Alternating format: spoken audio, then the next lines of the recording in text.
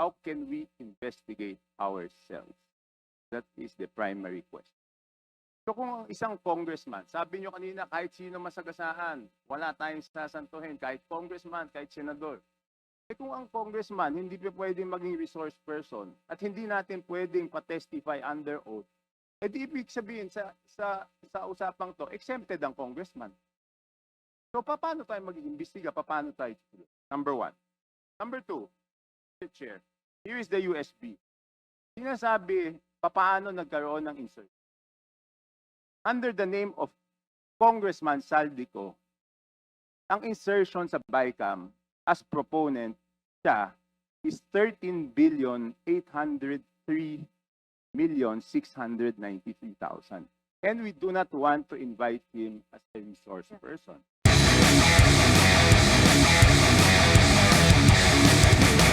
With due courtesy to all my colleagues, kanina lang ay tinanong ni Congressman Shell Jokno at ni Congressman Secretary Laila de Lima na hindi ba pangit na meron tayong komitiba and we might be investigating our colleagues? That's precisely the reason, Mr. Chair, why we are all here because of our oversight powers.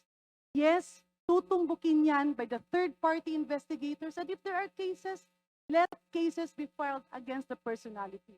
Pero ang punto ko lang, Mr. Chair, I am appealing to our members, wag po nating ilihis na patuloy ito na nangyayari. Nagbago na ang chairman ng Committee on Appropriations, nangyayari pa rin. And tila ako, nung pag-aral ko ng 2026 proposed NEP, merong mga napasok na flood control projects na hindi nang galing sa baba. Mr. Chair, with due courtesy to my colleagues, yes, tumbukin natin later ang Committee on Appropriations, but for now, we have the officers that resigned. I'm not sure if it is already accepted, officials of the Department of Public Works and Highways. We need to know paano ito nangyayari. And also, Mr. Chair, if I move forward, the intent of this committee is to exercise of oversight powers to put in and instill measures para hindi na maulit. Instead of focusing on a single situation, as reiterated, as conveyed by my very good friend, Congressman Ungab, baka pwedeng, we can invite them. We can invite a colleague who is not a member of the four committees. So the former chairman of the Committee on Appropriation is not a member of all the committees here. Eh pwede naman niyang imbitahin. Why do we have to put on motion? Let us not make the investigation personal. Let us all work together so that in the 2026 budget, while we are ongoing the deliberation, let us identify yung mga singit na flood control projects, yung mga cat's eye na nandiyan pa rin at hindi pa rin natatanggal. Let us do our job by putting a permanent seal to all these anomalous things. With that, Mr. Chair, may I appeal to my colleagues? Yes, let's invite the personalities mentioned. Let's do away with motions and divisions of the House because we are losing focus. Balikan natin, ano bang iniimbestiga natin? Na mapunta ang pera ng taong bayan sa tamang proyekto. Na mapuntahan ang investigasyon sa dapat na mga baguhin, that we have a new secretary, that we will be helping him, maybe put everything in place, all the safety measures, at yung mga admin orders, executive orders na nandiyan, tanggalin na natin while we are all here. So again, Mr. Chair, may I repeat my appeal? The focus of our investigation is to nip the bud, putulin ang ugat para hindi na ulit tumubo. And with that, Mr. Chair, let's move forward to the interpellators that have signified their intention to ask questions. And I believe the Honorable Erice, as I earlier talked to him, is amenable to inviting a colleague. Kung hindi dumating, then let's discuss that. But is that the solution? Because any member of Congress will change. Any committee chairman will change. But if the root of the cause of all of this will not be nipped, paulit-ulit pa rin itong mangyayari.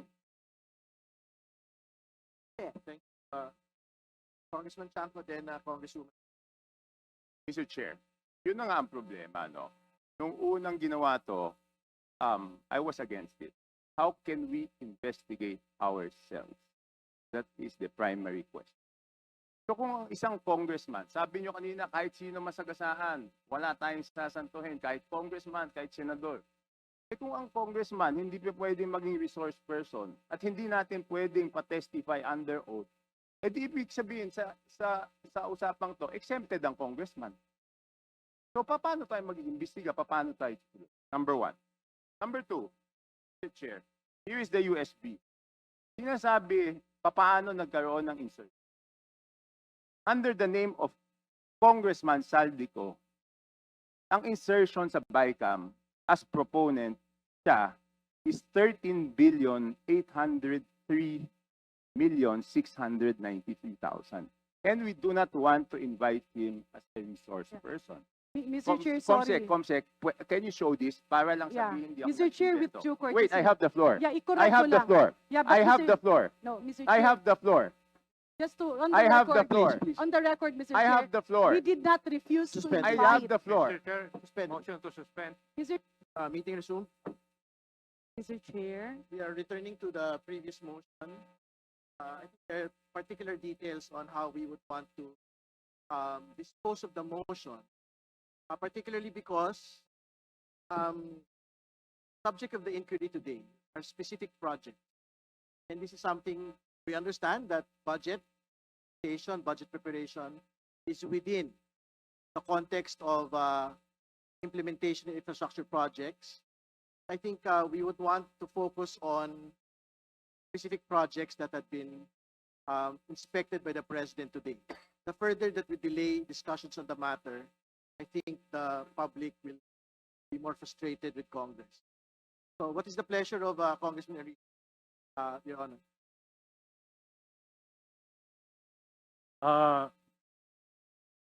Mr. Chair, if that's the case, I would like to defer my motion because I would like to consult staff kung itong mga 100 billion na versions sa 2025 budget ay may mga nakasamang those projects as the President had mentioned in revelations. So, consult ko kung wala po dito, I will withdraw my motion. Pero kung meron, I will insist on. So, Mr. Chair, I would like to request the chair my earlier motion. Thank you. Congressman Enrique, the motion heard. Point of order, just Mr. Chair. inquiry from the movement. So when he moves for the deferment of his motion earlier, not really withdrawing the motion. Do I take it correctly?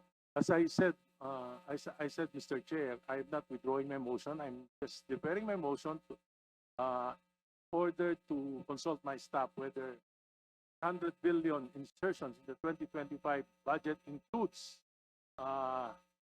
those projects as mentioned by the. So, in order to be fair to Isn't it? I'm sorry, Mr. Chair, I have to. Isn't it, back to our colleague, senior minority leader, you were actually mentioning about the BICAM earlier. And really, it's supposed to be part also of my questions later. Nobody has ever seen, as far as I know, the BICAM Committee Report 2025 has not been released in a copy. So there are a lot of questions. And the only ones who can really explain those things, because there's an unprecedented cuts and insertion. 173 billion, understand, I consulted budget expert.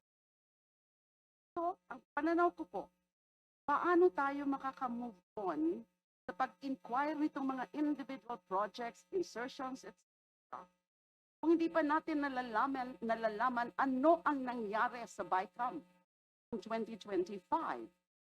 And therefore, ang makakasagot nun, just information would be the two chairs of both panels, the House and the Senate, in that BICAM. I'm not saying that my colleague, my distinguished colleague, would have no discretion, a deferral of this motion. It's just that doon po sana rin ako tutuloy. We have to understand what happens sa BICAM. And makakasabi sa atin yan, yung report mismo, na hindi pa nakikita ng karamihan, or and testimony as person of those in the know. And that refers to both chairs of the APRO Committee of the House and the Finance Committee of the Senate. So it's just a form of a money. At gusto ko lang pong sagutin ng konti yung punto ni the Honorable Congresswoman Garin was saying something, let's not make it personal. Who's saying that we're making it personal? Nothing personal. It's all about public interest. It's all about truth and accountability. Wala akong personalan dito. Thank you very much, Mr. Mr. Chair, if I may, Mr. Chair, because I'm listed as want the to, first recognize- interpolator, may I appeal to my colleagues? If I may be able to proceed to my line of questioning, I will pursue the line of questioning of the Honorable Ega Erice, and I fully respect the context of the statements of the Honorable Laila de Lima. With that, Mr. Chair, may I appeal that I be recognized as the Yes, first please list? proceed. Maraming salamat po, Mr. Chair. Mr. Maraming Chair, Mr. salamat Chair. po sa ating Point mga of order. kasamahan. Mr. Chair, may Point I of order, ask, Mr. Chair. because Point the, of order, Mr. Chair. Yes, So, what is your point of the- order? Yes. So I just want to inquire because ang rules na po natin is minority, independent, and majority. No, I don't think there's a rule like that. So kailan po ang term ng independent? Sorry? Kailan po ang term After the majority. So ang rule ng committee na to is minority, majority, independent. Yes po. Mr. Chair. thank you very much, Mr. Mr. Chair. Chair. Maraming salamat din. Bong Toby, Congressman Flores, please. Yeah, Mr. Chair. The former Secretary Bonoan is actually asking that he be excused, Mr. Chair, as there is going to be a turnover for the DPWH with the new secretary, Mr. Chair. Yes, I understand. With but the undertaking that he will come back and in the next scheduled hearing, Mr. Chair. we'll just Mr. finish this Chair, interpellation, then we can go. precisely the reason that I want to move forward, because the subject of my interpellation will be answered by the Honorable Bonoan. Yeah, very quickly, Mr. Chair, kung pwede lang po sana. I only have 5 minutes. If we do allow that, Mr. Chair, then we would have to allow everyone to ask questions, Secretary Bonoan. Oh, but Secretary Bonoan is time bound, no? So we just let her finish, then I submit, Mr. Chair. Secretary Bonoan can basically go. Maraming salamat, sir. Maraming salamat, Kong Flores. So, Mr. Chair, kanina nga, may mga natanong si Sec Laila, may mga tanong si Kong Erice. May I ask from the Secretary of the Department of Public Works and Highways, the former Secretary, can you give us a very brief flow of how projects are listed in the National Expenditure Program? Your Honor, the process starts from engineering districts, consultation with various sectors. Point of order, Mr. Chair. Sorry to interrupt. Hindi po kaya nabanggit na po ni Secretary Bonoan yung tanong po ni Congresswoman Garin sa pagtatanong po ni Congressman Erice. This is just a duplication of the question propounded by Congressman Erice. But I think we have to give her the honor of asking the question. Even if it's a repetition of what was asked Mr. Chair, earlier. what rule did my question violate? May I appeal to our colleagues, magrespetuhan tayo. Kung tiyempo nyo naman, pwede kayong magtanong.